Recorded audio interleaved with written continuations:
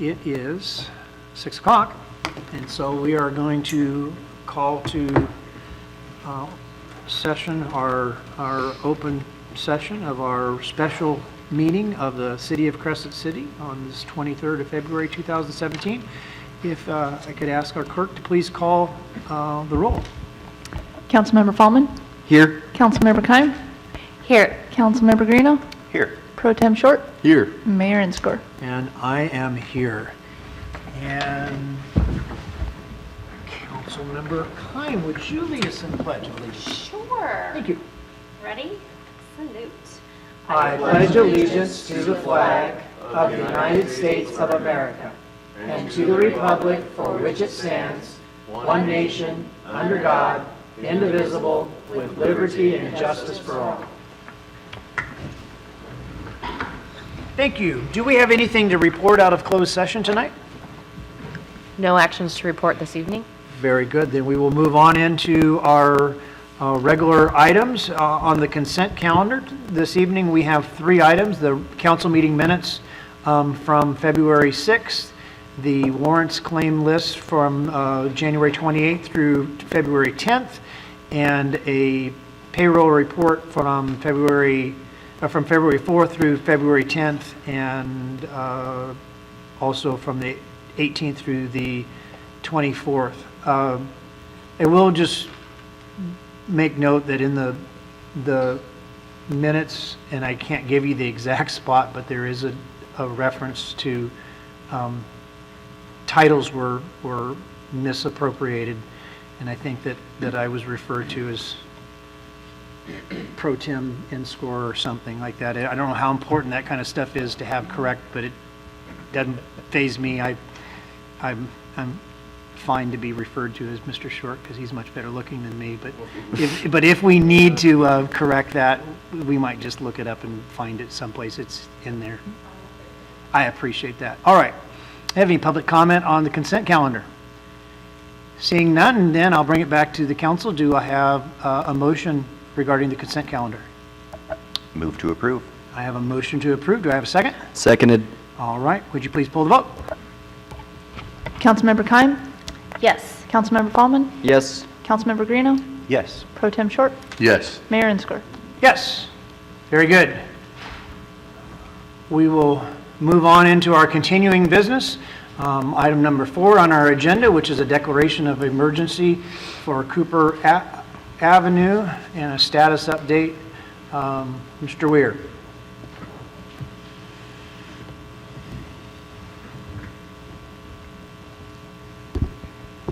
All right, thank you, Mayor Inscore, members of the council, back for the Cooper Street every council meeting update. So again, the action we're looking for is a 4/5 vote to declare the continuance of the emergency. To update the council, since the last meeting, Mother Nature, as you know, has not been very kind to us. We've had a lot of rain, very limited dry weather. We did still make significant progress on Cooper Street. We accomplished the abandonment of the 42-inch pipe, filled it with a concrete slurry. We feel confident we have that pipe fully abandoned. We have reconnected the gas main, so that has been reconnected, and the gas company Blue Star will be recharging that as soon as the temporary tank that was placed is empty. So that's all in place. All utilities are in place. We had a 4-day dry stretch of decent weather in which we compacted the street base, talked with the county road superintendent. The asphalt plant was running. We attempted, instead of the visqueen that was put down to seal it, we attempted to seal the road and try to open it up temporarily for traffic, as weather, as we have experienced now and will continue to experience over the next couple of weeks, was not looking good. So the base was down, pavement was placed for a day, it was compacted, looked pretty good. We opened it up. Unfortunately, just due to this wet winter that we have had and the 3 inches of rain that hit us the day after it was placed, the base did not hold up. Went over, looked at it again today with county road superintendent. There's also the sewer trench that runs in Cooper was placed with 1.5 inch washed rock. What they experienced as they went through that was that trench line was conveying a lot of water as it went through. So we felt that conveyance of water, and then as it hit our newly compacted soil, although it didn't show the signs of complete saturation at that time.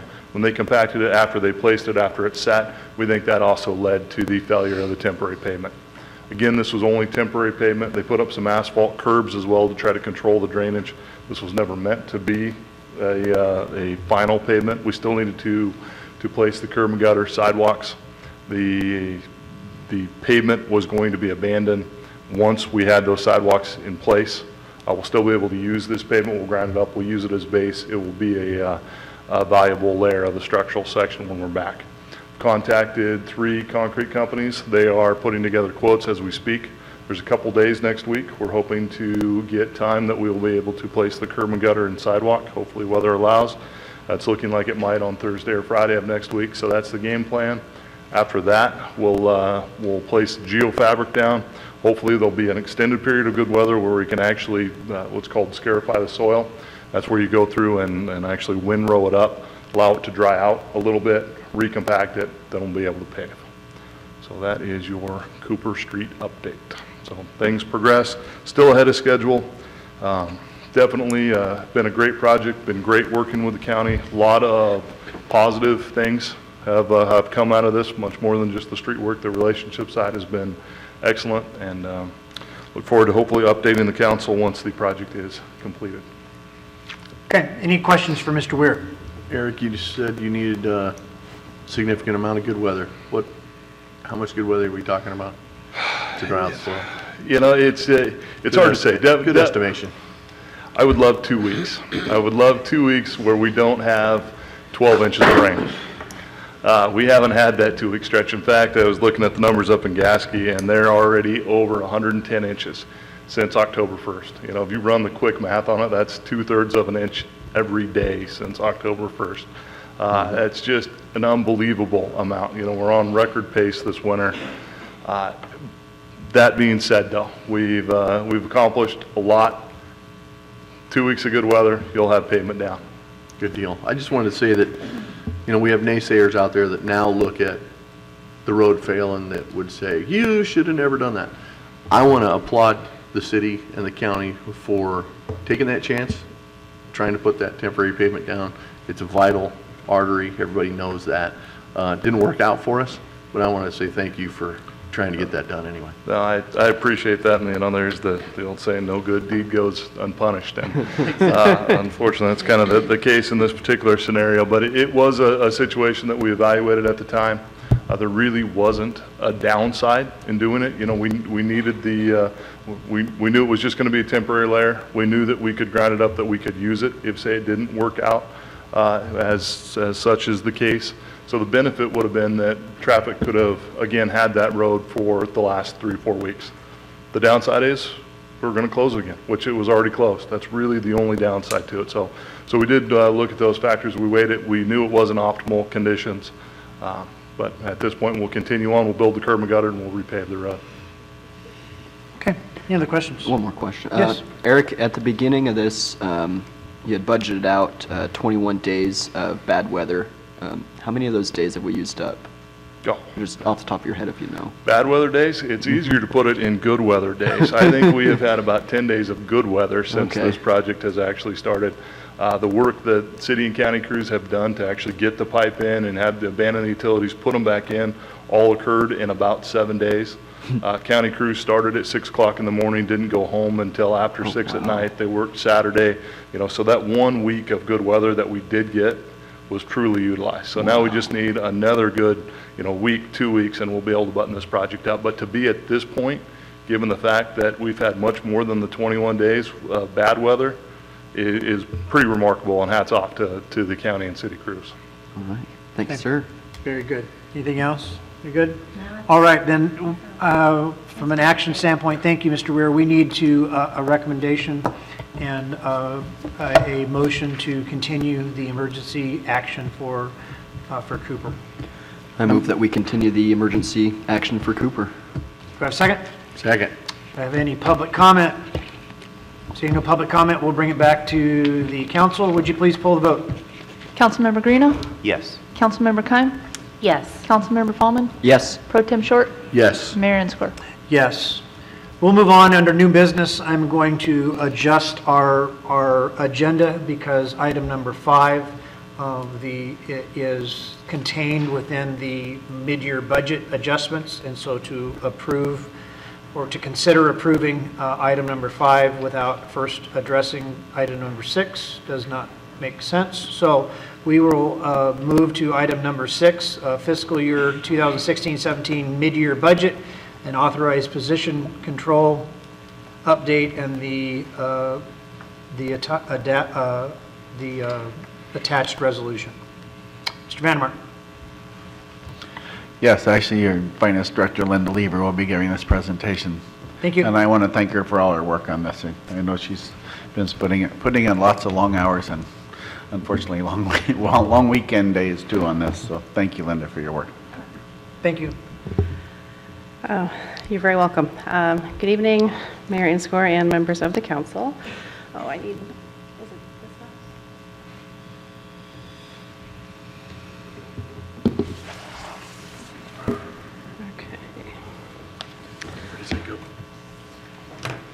one?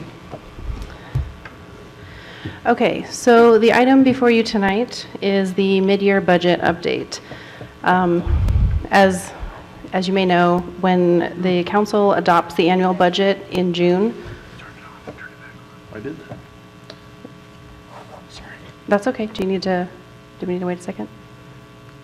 We have no signal. Okay. You guys do. I didn't for a while, Did I kick the cord?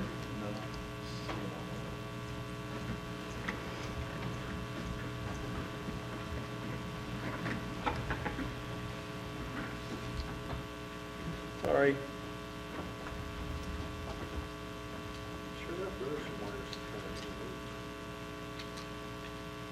Oh, it's okay. We will. though. Do you want me to share? We didn't come up on this side either. Do you want? So we'll look over here. Go ahead. Okay. We'll. Yep. I have that. Okay. All right, go ahead. We're sorry. That is no problem. Okay, so as I was saying, as you know, when the council adopts the annual budget, typically in June for the fiscal year beginning in July, that is not the end of the budget process. You do receive a budget to actual report every month in your agenda packets, just to give you an update of where we actually are each month compared to where we thought we would be. But then once we reach the midpoint of the year at the end of December, we start a pretty detailed, thorough analysis of the entire budget. We pull in every department head and we look at every expense and revenue line again, just to see maybe if things have changed since we presented the budget to you in June. So, okay. So a budget is simply a projection. It's never going to predict a year's activities with 100% accuracy. That would be impossible. There are always going to be some variances. There are staffing turnovers. Utilities or supplies might come in lower or higher than were estimated. There's always going to be some minor changes throughout the year. However, there are occasionally also some significant changes, and we're going to talk about those. When this year's budget was initially prepared, all 4 of our bargaining groups were still in negotiations. As those agreements came back to the council for approval, we kept reiterating that we would update the budget at mid-year, so this is when we're going to talk about all of those again. In addition to that, we've had several emergency projects that have come up that need to be folded into the budget. We've had a couple of new grant opportunities that need to come into the budget. So we're going to have some fairly significant changes. However, the city staff, the department heads, and the city manager have been working really hard over the last several weeks to find places to cut costs as well. So the overall impact to the budget is as small as we can make it at this point. Okay. Okay, so just a quick review. We'll start with the general fund. General fund provides core public services, public safety in terms of police and fire, public works, which covers streets, parks, and cultural center, the pool, community support, and administration and general services. Where does the money come from? Mostly from taxes. Sales tax and transient occupancy tax make up about half of general fund revenues. There are other smaller taxes. There's charges for services, grants, things like that. Just a visual image of where the general fund revenues come from. We've discussed this at budget workshops. It hasn't changed. It's just a refresher. Here you can see the general fund revenues over the last couple of years. When we originally prepared this year's budget, we had estimated that our revenues would be slightly lower than last year. However, now we're projecting slightly higher than last year. Most of that is because we have these new grant revenues coming in to pay for some emergency projects and CDBG, things like that. So here are the major adjustments to the general fund revenues. Local Transportation Commission has agreed to provide funding for the Cooper Avenue project of $200,000.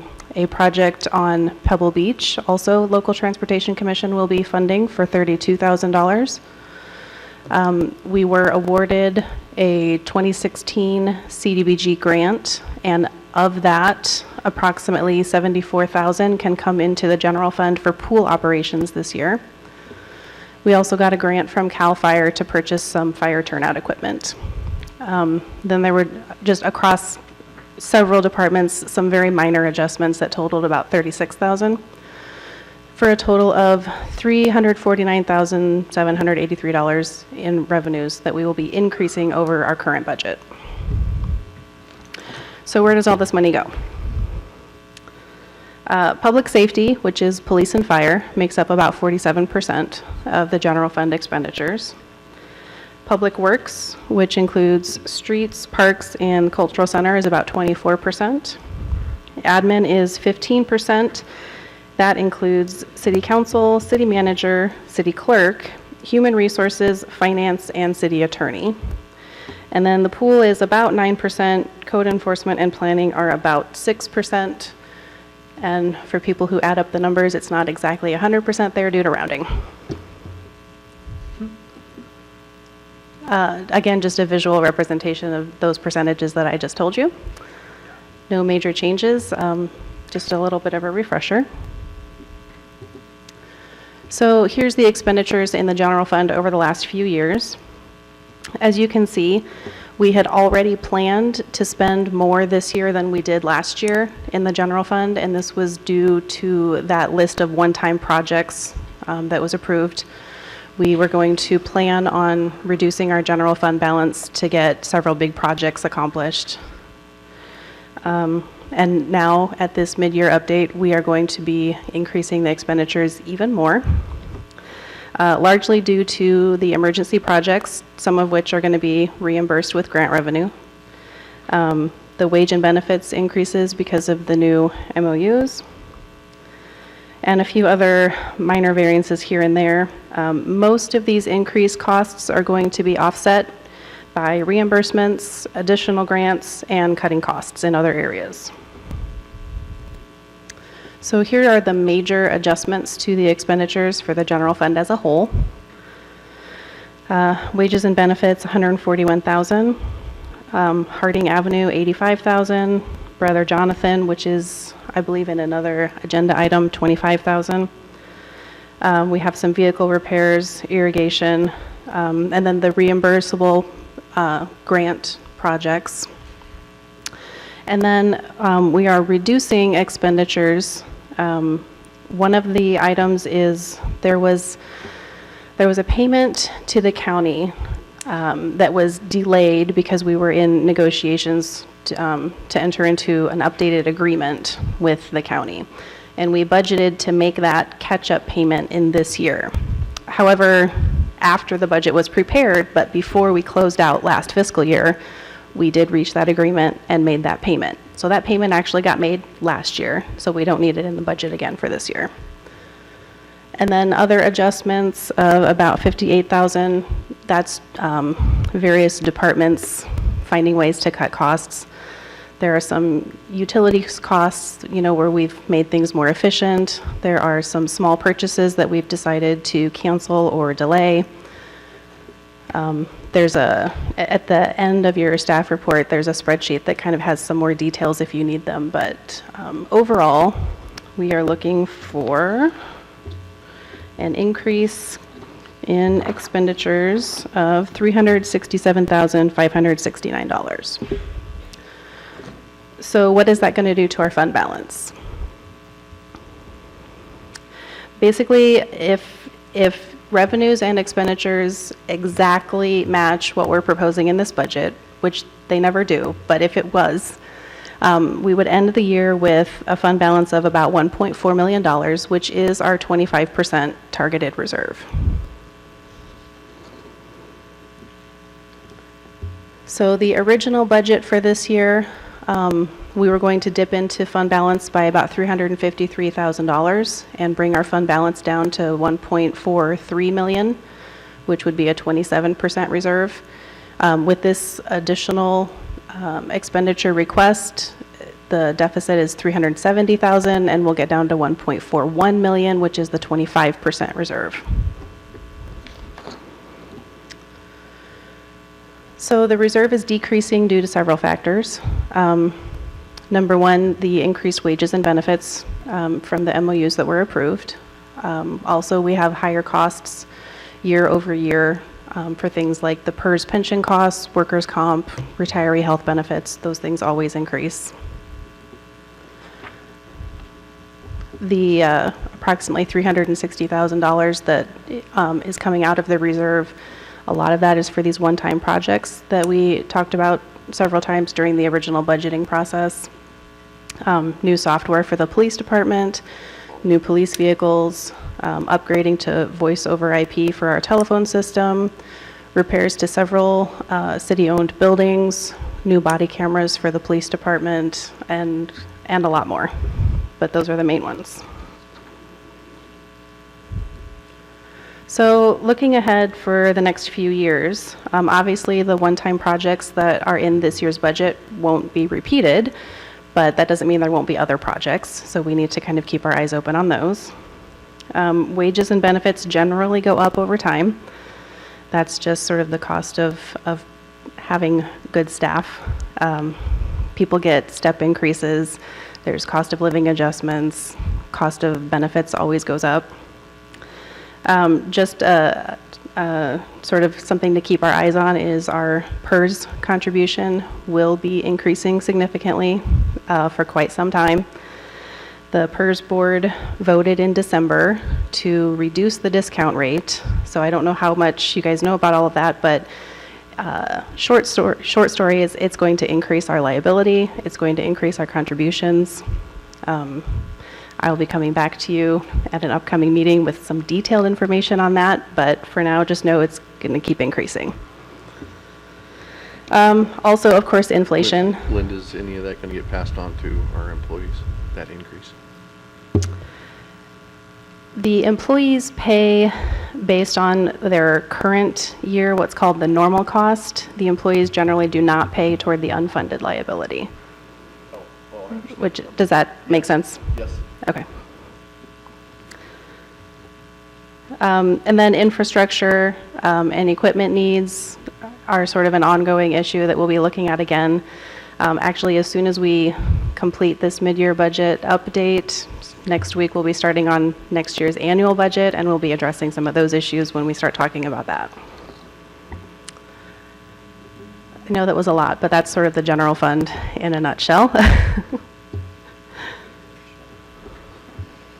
Okay, do we have any questions for Ms. Lever regarding the general fund? The difference between anticipated revenues and anticipated expenses is around $17,000, so it's not a major... In these changes, yes. In these changes? Yes. Okay. And as I know you always do, you you estimate high on expenses and low on revenue, so Yes. that doesn't mean that's not gonna, that could turn over and be in the other way by the time we get to the end of the year with actual Definitely could. revenues, especially with positions still unfilled and so forth. Right. Our policy is to budget conservatively, so we do try to estimate relatively low on revenues and relatively high on expenses. We budget for every position to be filled. We budget for every project to be completed. That doesn't always happen, so. Okay. But as we, I think that everybody, I hope everybody heard and understood that the cost of doing business as a city is becoming much more expensive every year, and it's going to continue. And so some of these one-time project monies that we've been able to do with fund balance money is going to be much more difficult to do going forward. That is a reasonable assumption, yes. Well, glad we could get done some of the things that we needed to get done while we had the opportunity. That's really important that we've done that. So thank you for helping us to make good, wise fiscal decisions. All right, anybody, can we move on to our enterprise funds? All right, go ahead. Okay, so the housing fund, the Housing Authority Fund, as you know, it's fully funded by the federal government. We are projecting a slight increase to the admin revenues and increase in wages and benefits. There will be a decrease in estimated HAP expenses. That's the housing assistance payments. Just to be clear, that does not mean that we're reducing the number of families that we serve. It's just a timing issue. So the federal government has not issued the notice of funding for this calendar year. That's not expected for another month or so. So the Housing Authority Director is estimating relatively conservatively in the first half of the calendar year, and then expects it to be higher in the second half of the calendar year, which is our next fiscal year. Overall, it will work out to about the same number of families. It's just trying to make sure that that we don't run out of funds before the year's out. Good. If that makes sense. Yeah. Did I say that right? Okay. Okay, so here are the numbers that we're talking about. We will be looking for the Housing Authority fund balance to probably increase a bit this year. But again, that's just a timing issue. We tend to have the Housing Authority fund balance go up one year, down the next, up the next year, down the next. And that's just as our fiscal year doesn't align with the calendar year funding, so it just kind of fluctuates up and down year after year. It's not, we don't usually end up with a huge fund balance reserve in this fund. Maybe just a question, Megan. I know that in the past when we've looked at this, that having that fund balance going up, while it seems like that's a good thing because it means that we're doing a good job with the resources we had, but that has worked against us in the past to a certain extent of having that fund balance go up.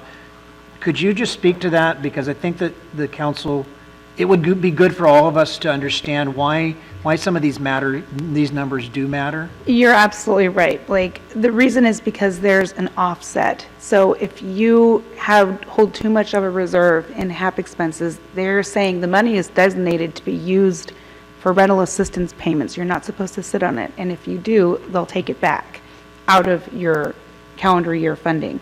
So, and it's very tricky using a calendar year basis, going from that to the fiscal year. So we are always, on a monthly basis, I am reporting to them and I'm analyzing where our expenses are and where they should be. So we have all of that anticipated very carefully, and our fund is in good shape. Even to the point of trying to time how you pull off the list and everything to try to maximize that timing so that we can do this and maximize our position with HUD and with this funding, right? Yes. Yeah. Yeah. And I just, because some of us haven't really been a part of that, it is really a tricky thing, and the work that you and your staff do is just phenomenal, because if we weren't watching that from the standpoint of really managing those resources, it would impact families in our community who get housing assistance. Yes, it And when would. we start talking about, and, you know, I guess I get on my soapbox, but we bring $3 million of assistance. Yeah. I mean, everybody should just stop for a minute. $3 million of assistance into this community to help provide for people who need housing. That's pretty remarkable. And the management of that asset and seeing what we're able to do with that, you know, I guess, again, you know how I feel about it, but I think that our public needs to realize what kind of asset we have in our housing authority, its director and its staff. It's Thank you. huge. And our community needs this. And so, thank you. Appreciate it. Yeah, So, you're welcome. Yeah, Thank you thank for you. saying that. Yeah. Did I answer your question Yeah. about? Yeah. Okay. It's use it or lose it. Yeah. It is. Yep. Yeah, and we want to out of my use it. mouth. We want to help as many families as we can without overspending. So And we, before I leave this dais, we're gonna crack 600. well, technically now we could go up to 608. I because know we have the can, dash. but I want to do it without bash. I want to do it without. We're gonna get there, Blake. Though those 18, We've got 4 of the 18 slots For our filled, veterans. and we've got 7 of the vouchers outstanding, and we're trying to issue between 7 and 8 of the referrals issued vouchers per month. So we're hoping to have all the 18 slots filled within the next 4 months. and again, from a financial standpoint, if we don't have the kind of financial management practices that we have through our finance department and through our housing authority, HUD-VASH is never going to come and partner with us if they don't realize how well we manage our resources in the city and in the housing authority. They know we were a good partner. They could see how we do our books. Again, I'm bragging on our staff, but we should do that because oftentimes, you know, we take it on the chin when we open Cooper and it lasts one day and people go, well, don't you guys know what you're doing? Well, there's a lot of people that are in a home tonight that wouldn't be if we didn't know what we were doing. So I'm done bragging. Thank you. Well, thanks. You guys are awesome. Thank you. So I answered all the questions, just to clarify. Yeah. Yeah, okay. Sorry. Okay. Sorry, Linda. No, that's okay. I'm pleased that Megan was here to answer your questions. Okay, so if there are no more questions on the housing fund, okay, move on to everybody's favorite, the sewer fund. Don't drop your glasses. So our original budget for this year included a deficit of just under $562,000. That was for a list of CIP projects that were slated to happen this year. Our new update, the deficit is $548,000, so it's a slight improvement, actually, over what we had thought. But we need to get into the specifics of how that's actually working.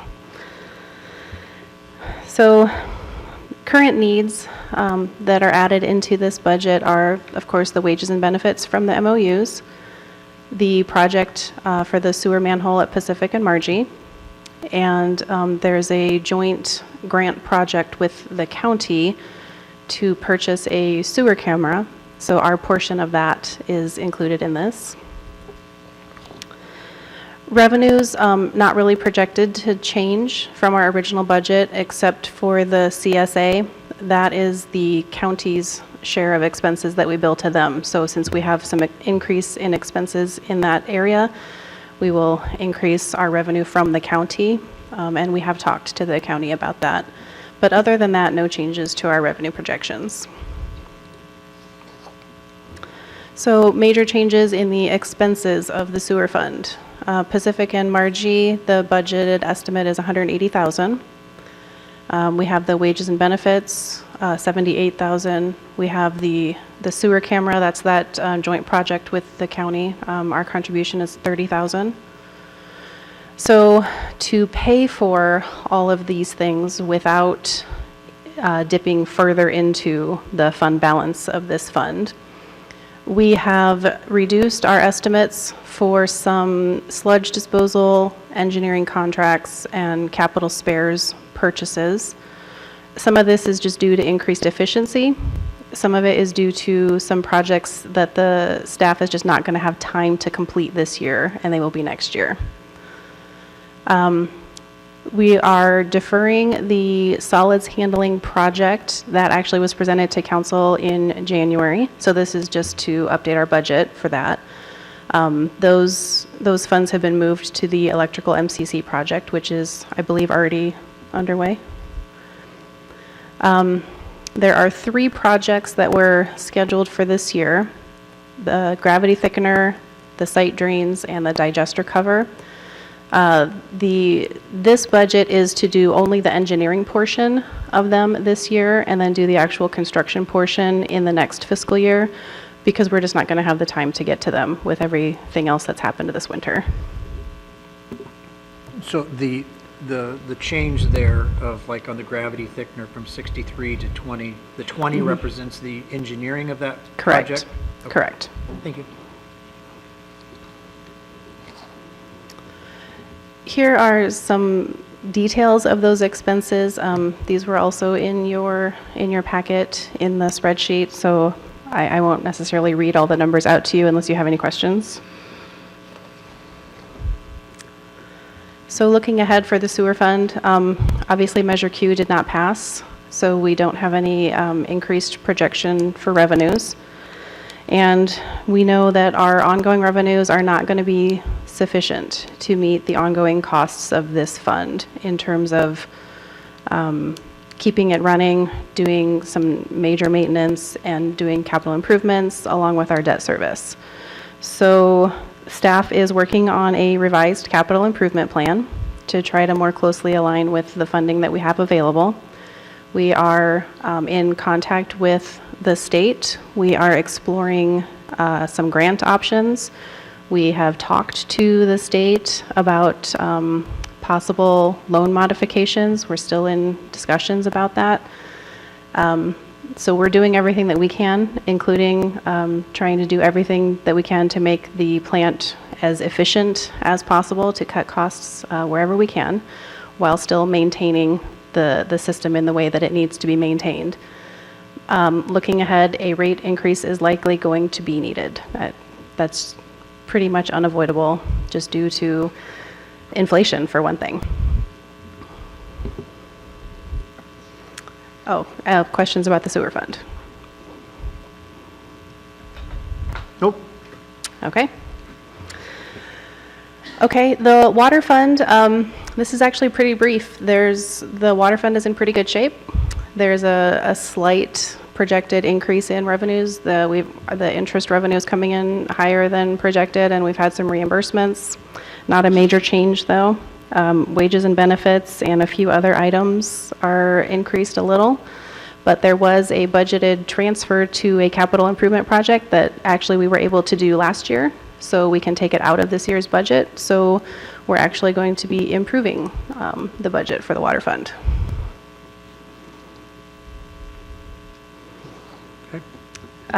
We have various other special revenue funds and internal service funds. There are sort of some housekeeping updates here on those. In the gas tax fund, that is where we record the gas tax revenues that we receive from the state, and those are used for street maintenance and repairs.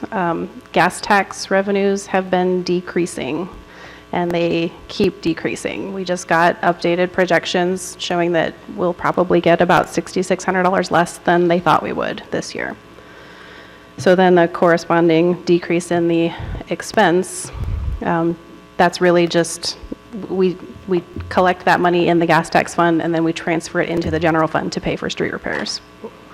Wasn't the gas tax money, weren't we like $18,000 a couple, 3 years ago or something, or was it never that high?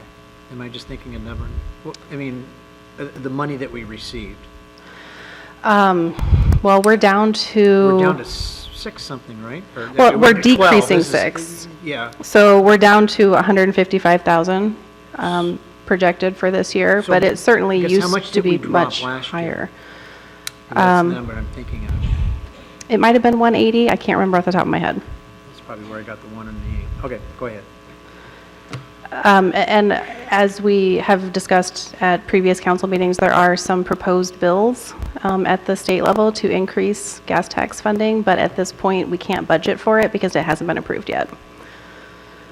The IT fund, the building fund, and the equipment fund, those are all internal services, which means that basically it's work that the city does for other city departments.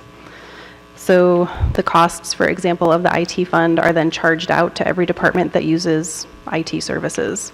So anytime there's a change in expenses in that fund, that affects the expenses of every other fund.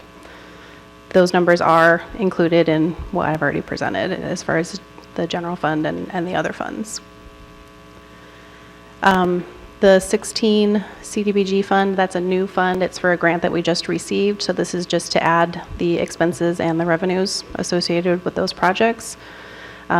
We certainly will not complete all of those projects this year, but it's simplest to go ahead and put the whole budget in it and see how far we get. And then we'll just roll it over into next year. And then in the police vehicle fund, this was brought to you at the last council meeting. This is for the purchase of those 3 vehicles.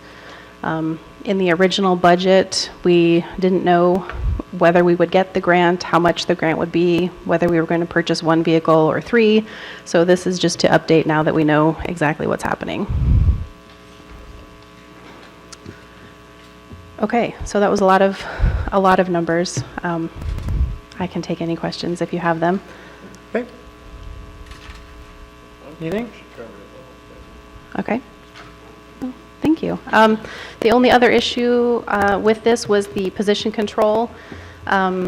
We have proposed reclassifying 2 positions where we've had some longtime city employees leave the city, and reclassifying those into a different area to align with where we need work being done. It actually resulted in a little bit of a budget savings.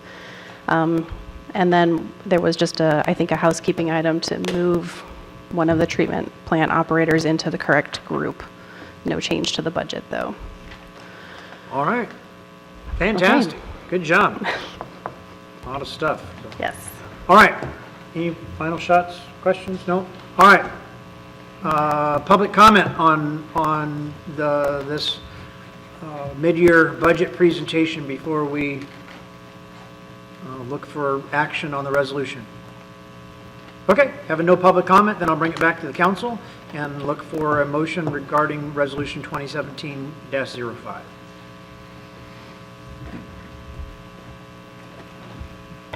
I'll move we approve Resolution 2017-05, a resolution of the City Council of the City of Crescent City, California, amending the fiscal year's 2016-17 budget of the City of Crescent City. All right, I have a motion. Do I have a second? Seconded. I have a motion and I have a second. Would you please poll the vote? Councilmember Kime? Yes. Councilmember Greeno? Yes. Councilmember Fallman? Yes. Pro Tem Short? Yes. Mayor Enscore? Yes, very good. Thank you. All right, we will now take item number 5 on our agenda, which is some geotechnical work on Brother Jonathan.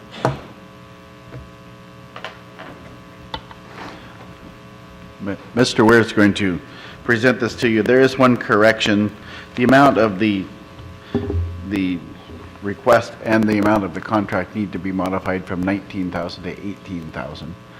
Just All right. a slight misstroke of the Please make that- keyboard. Make that note, and that's less than what we just approved in the budget, so that's good. It is definitely a good thing. So yes, Mayor and Score, members of the council, what's proposed tonight is to enter into a professional service contract with SHN Consulting and geologists in the amount of $18,000 for geotechnical work associated with the Brother Jonathan overlook. As council is definitely aware, and we've talked about in past meetings, this overlook has experienced significant erosion, especially in conjunction with the December and January storms, and to the point that the bluff was eroding at the rate that we were concerned for the public safety. As such, the council approved staff to build a railing, which we contracted with Mark Ritchie Construction, as well as city staff to build that, so that railing is now up. It's It's built on the very edge of the parking surface itself, but we really need to evaluate what's going on underneath. What's happening with that bluff? What do we think is going to happen in the future, and what are the best cost alternatives? So that's what we put out in an RFP. Requested proposals back from 3 different consulting firms, SHN, Bush Geotechnical out of Brookings, as well as Laco and Associates out of Humboldt County. All responded, all are qualified to do the work. However, after reviewing proposals, we decided SHN is the most qualified to do this particular portion of work. They were cost effective, as well as could do the analysis of the engineering alternatives and the cost alternatives associated with it. They came back with a slightly different plan. We wanted subsurface drilling. Their proposal included an option 1, or a task 1, so to speak, and then a task 2. So they are very familiar with the geology in this area. They think that after they complete task 1, which if you look is outlined in the contract under Exhibit A, the assessment phase, is a field reconnaissance. They're going to review the historical aerial photos, in which we do have a nice library of the historical photos for that particular section. And then they're going to look at the geological conditions at that site as well as other sites in the local area, kind of do a white paper report, present that to the city with the alternatives, and then at that point complete an evaluation on whether or not the subsurface drilling is necessary. So that's where there's a task 1. Task 1 is estimated at $10,500. That is just the paper assessment, so to speak. And then there's the subsurface investigation, which would be task 2, and that's $7,500 is what they're proposing. So that's where you come up with a contract amount of $18,000 time material. They can start this work basically immediately after this contract is executed. They think that about 6 weeks is going to be necessary for the task 1 assessment to come back with their initial findings. And then if task 2 is needed for the drilling, then they'll need to coordinate with a sub-consultant drilling company and kind of at the mercy of their schedule, but it'll be a few weeks for that to get coordinated and then incorporated in the final report. This project, in of itself, the bluff stabilization of Brother Jonathan was included in our December storm damages. The state has declared an emergency for those storms, so this project is one that is included. There's starting to be scheduled conference calls with the state to discuss the full scope of work in which the state would be involved. This project will definitely be discussed, so we'll keep the council up to date as we know more on that. At this point, though, given the nature and the rate of erosion, especially with all the storms that we've had, we want to proceed immediately with this project. Okay, any questions for Mr. Weir? Did something happen to prompt this analysis to be done? Just the significant rate of erosion and Okay. building the fence. It was kind of our plan anyway. Okay. Was to do this, and then those December, January storms really said we have to do something now. We need to figure out what we want to do so we want to make sure that we are fully investigating the alternatives so that we have a cost-effective approach. So right now we put up a temporary fence. Immediate danger to public health and safety. We wanted to protect the public. So we've done that. Now we want to figure out what is the best long-term solution. Is it building out a certain ways out into the overlook, create something that the public can take full advantage of, or is it actually stepping back a little bit, looking at the different alternatives, and then how far back do we actually need to step so that whatever we do build will be there for the foreseeable life of whatever we build. Yeah, well, the crumbling bits that are on the edge, I tell you, those are just an invitation for teenagers. Yeah, I mean, I've been over there multiple times Scary. telling them to scram because, it's so unnerving to watch them Well, yes. jumping on those bits of asphalt that are crumbling. So, all right, I like the, I like moving forward with something Okay, like excellent. Anybody else? Mr. Weir, I just, in reading their proposal and looking at the 2 tasks, one of the statements that they make that is that if the city and SHN agree that subsurface investigation would be beneficial, then they will go on with that. I just like to go on record that I before they do anything, yes, it's beneficial. The money has been allocated to do this. You know my mantra, do it right once. To trust even historical photographs that give some sense of idea of what has happened historically and what is happening now, and visual inspections and this and that. If there's anything that we should have learned from just everything that's happened in our community, you can't anticipate everything, and the only way to really know where solid ground is by boring holes into this and finding out where it is. So just don't save the money on this. That's my opinion. I'm just one member of the council, but don't save the money on this.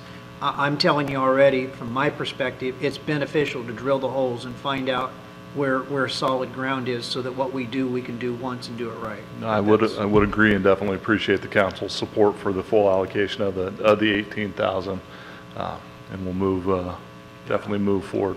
Good. Thank you very much. Anybody else have anything? No, sir. Okay, then I believe our action is to approve and give permission to sign, right? I've got to get back. Where are we? Yes, so our action would be to authorize the city manager to sign a professional services contract with SHN Consulting Engineers and Geologists in the amount of $18,000 for geotechnical investigation services and report to the Brother Jonathan Overlook. So can I get someone to please make that motion? Looks like, okay. I move that we authorize the city manager to sign a professional service contract with SHN Consulting Engineers and Geologists in the amount of $18,000, thanks, sir, for geotechnical investigation services and report of the Brother Jonathan Overlook. Very good. Have a motion. Do I have a second? Second. Any public comment? Have no public comment? Bring it back to the board. Would you please poll the council? Councilmember Kime? Yes. Councilmember Fallman? Yes. Councilmember Greeno? Yes. Pro Tem Short? Yes. Mayor Enscore? Yes, very good. Thank you. All right, we have come to the end of our regular agenda. We have a couple of legislative things that I know some of you may have questions about. You see draft letters of SB2 and SB3, as well as a letter from Alyssa Northrup, our county clerk and recorder, regarding SB2. And so before we make a decision to send these draft letters, I would be open to any discussion on the part of the council. One letter before the other, how would you like? Yeah, you can have first stab at it, you can, whichever you'd like to do. Let's talk SB2 first. Looking at, Yeah, I'd echo the county clerk's concern that SB2 doesn't guarantee rural communities will directly benefit. When I talked with her before this meeting, she suggested that we just add a line or two into our letter saying that the bill should be amended to include that. Okay? Good bit of advice, maybe? Anybody else? I agree with Ms. Northrup that it does seem like a incredibly steep increase in that fee, and an increase in our taxes, yeah, is what the result of that would be. So I hesitate to support that. All right? Anybody else? These items typically we approve by consensus. If we don't have consensus, I would certainly encourage the council to go back and do some more fact-finding, do some investigation on this before we weigh in and send letters of support. We should all feel as if that we can speak as one voice, that we in fact do support something. And since we have at least two council members who have some reservations, and we have another elected official who is keenly aware of how this resource is going to be allocated, I think it makes sense to me that we should all do our due diligence and do some more research. Better to weigh out all of our options before we put the proverbial cart before the horse. So, we will not send SB2. We we can go ahead and put it back on our agenda for consideration for our March meeting, and we will take it up then. And if we don't want to do anything with it, then we won't. Okay? Do we How about need a- SB 3? Do we need a motion to table? Nope. SB, okay, Nope. okay. Okay. So, anybody have any thoughts on SB 3? Do you want to take them both back and do your own research? Do I sense that maybe we should all do a little bit more research before we send letters saying we support something? I would agree with I- that. I will take that, I will take that, Yes. that giggle as Yes. reflective of, for all of us. Thank you, Mr. Fallman, for being willing to admit what the rest of us aren't, and that maybe we're not as prepared as we always should be, but better to take the time. So, let's put both of these and push both of these, and you have a short window to get back because we don't have 2 full weeks, so please do some research on both of these, and then let's come back together ready to have a consensus, or to simply say this is not something we feel comfortable weighing in on. There's nothing wrong with that. Awesome. Okay, Mr. Vandermark, how about your report? You got something to share with us tonight? Well, I thank you for your careful consideration of those 2 letters, and I also thank Mayor Pro Tem Short for his kind words about the Public Works crew. I know that they are rather perfectionists, and the lack of success of the Cooper Avenue experiment was very frustrating, and certainly in the voice of Mr. Weir when he called me and had to give me that sad news. So anyway, thank you for that. I thank you for letting me attend the city managers conference in Monterey a couple weeks ago. It was interesting to walk into a room with 460 city managers and assistant city managers, a big group. We met a lot of folks, and I have to tell you that I heard resounding positive reviews of our counselors that went to the new city council training in Sacramento. Literally, you were all named by multiple people as having made positive impressions, and I thank you for that. That was really nice to hear. I was able to, we have a new, in Washington DC, we have a new executive director of the International City Managers Association, was the manager of Austin for years, and is just coming aboard about a month and a half ago. And we have a new executive director of the League of California Cities, and she's been there for about a month and a half. So it was, I believe you guys met, at least Carolyn in Sacramento. I'm not sure if Jonathan came from Washington DC or not to meet with you. But it was a pleasure to meet those folks. A couple things on the staff. We had a retirement about a week ago. Fernando Pereira left us after 23 years on his birthday on Valentine's Day. And so he will be sadly missed. He's been a real inspiration to the staff for a long time. We also had Brooke Trudeau, who's our Public Works Planning Secretary, left us last Friday after 15 years with the city. And we're pleased to say that unlike sometimes in the past, before she left, she gave us 9 days notice, and before she left, Sunny was able to help cultivate a new staff person. We had somebody who had just been laid off from the police department who was filling in for a while. And you all know Elizabeth Williams, her husband Justin serves on the Planning Commission. So Elizabeth has come aboard as our new Planning and Public Works Secretary. So we're really pleased to have her. Right. Thank you very much. All right, very good. Council, how about one of the 3 of you that didn't spend last week in Japan? Tell us what you were doing while we were gallivanting across the globe. Mine's brief. I didn't do much. I had a meeting with Mr. Vandermark, our city manager, on an update of city happenings, learning about the retirement that happened, learning about your conversation with the Water Resource Control Board and Senator McGuire, but otherwise it's been a quiet couple of weeks from this end of the table. All righty. How about from the other end of the table? It has been relatively quiet around here, although I did have a Del Norte Solid Waste Management Authority meeting with the mayor. There's a big issue with our recycling and the contamination of our recycling. So I hope that we can hammer down some solutions to work together with the people of our community. If this is if this is what the community wants, if we want to recycle and to properly take care of the resources that we have been given, I want to extend my hand to the community and ask them to work with us to so that we can have this for the future.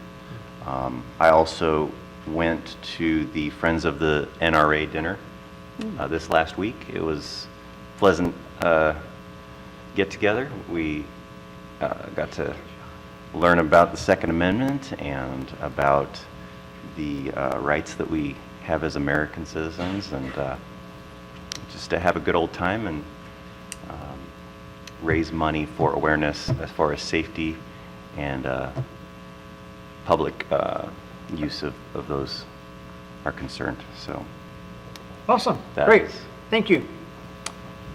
Pro Tem Short. Yes, sir.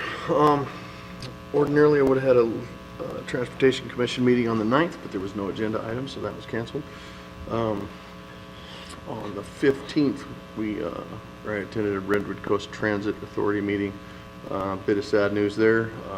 Some federal dollars that are normally awarded to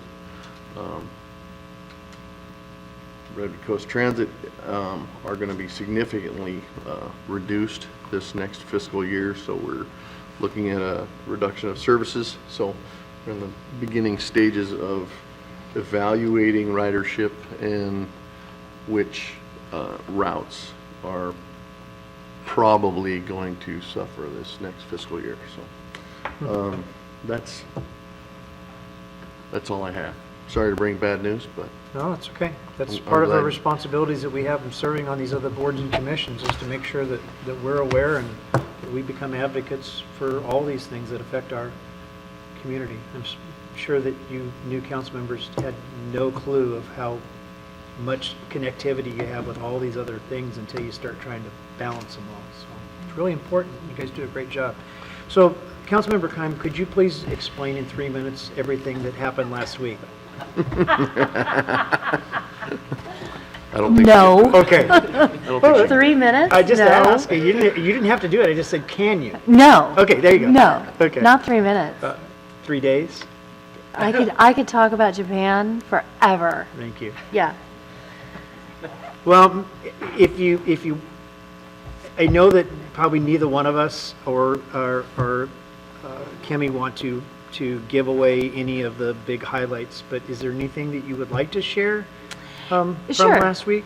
Japan's an amazing place. I was not wowed by going to Japan on this trip because I've lived there. So I knew it was going to be great. Yeah. I knew I was going to have a fantastic time eating sushi and all the wonderful, wonderful things that Japan has to offer. And so that was not what was surprising about this trip. But for me, it was incredibly emotional listening to the stories. The three of us, I know we might have cried a few times, you know? The five of us. Yeah. But the overwhelming similarities, I think, between our two communities is what really just amazed. It did not cease to amaze me for 6 days. And this was a life-changing experience. It was a life-changing experience. So I have a newfound commitment to speak Japanese. So I've already started, thanks to the fabulous Kimmy Scott. And I really, really, really look forward to the connections that this community is going to have with Rikuzen Takata. Okay, thank you. I will echo everything. Was that 3 minutes? I don't know. You can have as much time as you want. It's only 7 o'clock, man. We're cruising tonight. Everything that Heidi just said, the long-term impact of this trip is going to be something that this community has no idea yet.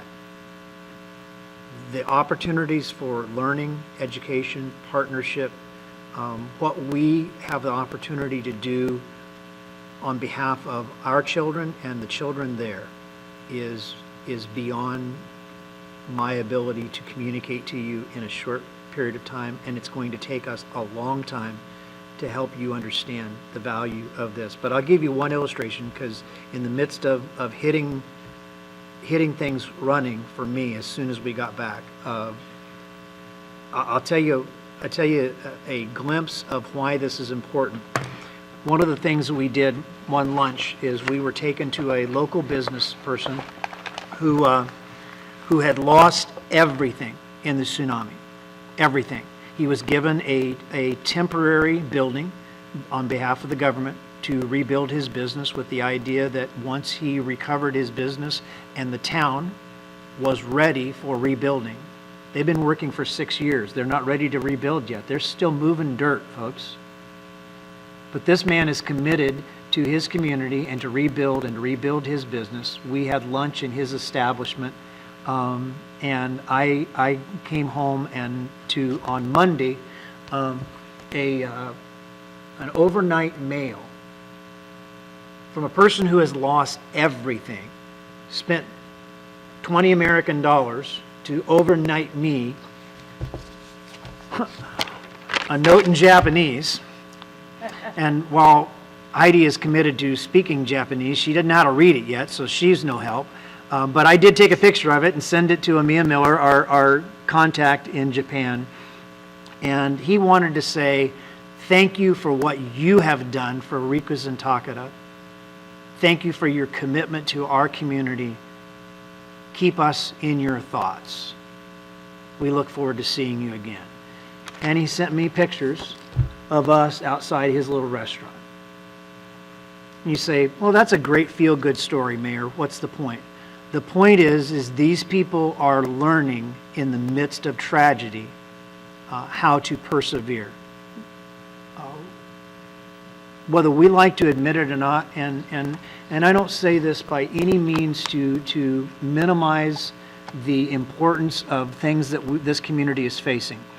But we spend a lot of time, and rightfully so, addressing the importance of last chance grade. And it is a huge issue, and one that we need to take very seriously. Very seriously. But the reality is we live in a community that has been inundated by tsunamis for years. 37 in the last 100 years. We are due, historically, for a major tsunami, much like Rikuzen Takeda faced. We have got to build this partnership and learn some things from what they experienced. 1,700 of their residents perished. The mayor lost his wife. This businessman lost everything. He's looking for a wife, by the way. Yeah. So for those who wonder, well, what's the city, what's the mayor and taking staff, and what's he supervisor, why are they running over on a junket to Japan wasting public dollars? Number one, we didn't spend a single dollar of public funds, none, zero. We didn't turn in any per diem. We didn't turn in any expense accounts. Everything that was spent was either paid for by Rikuzen Takeda asking us, would you come so we can begin building this relationship, or out of our pockets. This is important. I cannot communicate how important it is, but we have got to see a big picture, because this is a reality that this community, maybe not in my lifetime, but in somebody's lifetime, I believe, will face. And I'll be darned if I'm going to find myself asleep on the watch of helping this community prepare for that day. We need to learn, and this building of this relationship is crucial. It may not seem as imminent to everybody right now, because we could say it's never going to happen. But you know what? In 2011, we didn't think we were going to lose a $60 million harbor, did we? But we did.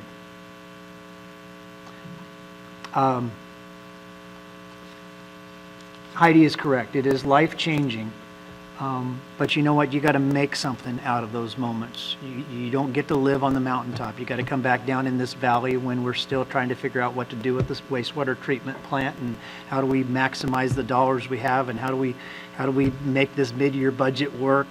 But you know what? That's part of the responsibility that we have in leadership, and it's why we should be thankful we have a great staff that's working really hard to get some of those things done so that we can think big, because we're going to have to think big.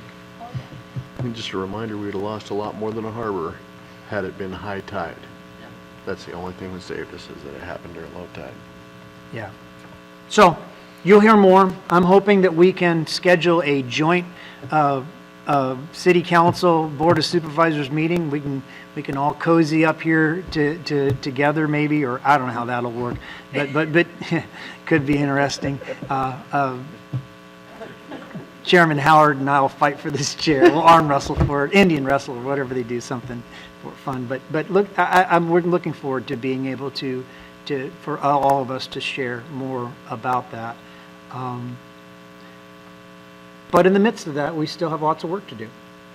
Yes, sir. And that's a tough balance for all of us. I realize that. But we cannot simply look at our own community as just being isolated. It's just about Del Norte County. It's just about Crescent City. If we do so at our own peril. And until you get up the first morning and you look out your window and see where a city once was and that it is gone, you cannot appreciate that.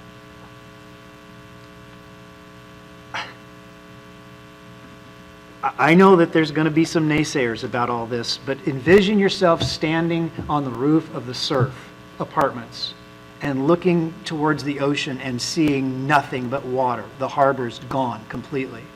And then turn around and look towards the city and see this building, the Flynn Center, standing with no windows in it and no other house in sight. Nothing but rubble. That'll give you an idea of what happened. I hate to end a quick meeting on a downer. That's the downer. The positive side is we've built relationships with people who say, come over here, we want to teach you something, you can teach us something, and together we can prepare our children for something much better than what we have today. How is that not a win-win? So, anyway, I took more than 3 minutes. I'm sorry. It is a win. And so I met up with a Japanese exchange student from my childhood. And these are the opportunities that we will have. We've been friends, since I was a teenager. She graduated from Berkeley and, had 4th of July and Easter at my parents' house. And all these years, we've maintained letters, visits, and we now have the opportunity to have these sort of international relationships. And that is just, It's huge. it's huge. It's Huge for our priceless children. for the kids in this community. Priceless. So, and I was lucky that Aiko, her office was 5 minutes away from our hotel, and she was able to come over and have breakfast. So it was great. It was great. Okay, well, enough. Yes, sir. I apologize. Heidi, would you mind passing me the letter about the Eagle Scouts? Oh, yeah. Oh, yeah. Yes. Thank you for. We were made aware that a couple of guys in our community are going to earn their Eagle Scout. I'm sorry. Colin Marsh and Daniel I guess Standard. I guess it is Lori Standring that brought this to our attention. Daniel Standring and Colin Marsh will be earning their Eagle Scout. Tell us the date. We're invited to go.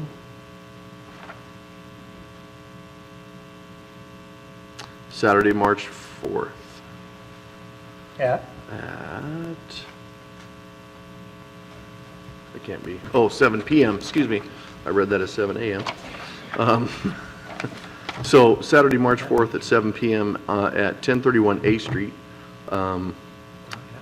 I was going to ask if the the members of the council would possibly want to ask Ms. Scott to draft a congratulatory letter to these two to be presented at the, would that be appropriate? Yeah. I wonder? I think so. Board of yeah. Supervisors recognize them, and I think that would be a nice gesture, and I would be happy to make sure that we get that presented to those two young men. Can we do So, that, maybe with the mayor's signature? I think that would Yeah. be very nice. Very good. Great Ms. Scott, idea. Is that okay with you? Absolutely. Very much so. Love it. Good deal. Yeah, 'cause that is a remarkable achievement on behalf of It is, that's a lot Daniel of and work. Colin. It is. Yes. Yeah, so congratulations to you guys, and we look forward to celebrating with you. Okay, anything else? Thank you all for being here tonight. For those of you who are watching on TV or who will watch this back later, sorry for being sappy, but you didn't spend the week in Japan with me, so. But I'll be happy to talk to you about it if you have time. Thank you. We're adjourned.